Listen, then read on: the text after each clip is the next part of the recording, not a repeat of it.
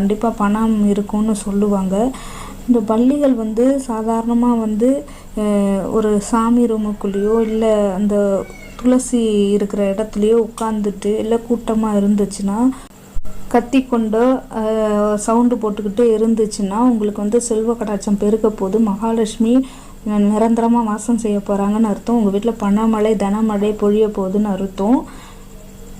வீட்டில் கடன் கஷ்டம் அப்படின்னு இருக்கிற பெண்கள் வந்து இந்த உப்பு தீபம், நெல்லிக்காய் தீபம், இந்த மாதிரி வந்து செல்வ வளங்களுக்காக போடப்படுற வீடியோக்களை பார்த்து அதை வந்து முறைப்படி செஞ்சுக்கிட்டு வந்தீங்கன்னா உங்கள் வீட்டில் வந்து செல்வ வளம் கூடும். இந்த மாதிரி அறிகுறிகள்லாம் கண்டிப்பாக வந்து இதனாலே தெரியும் உங்களுக்கு.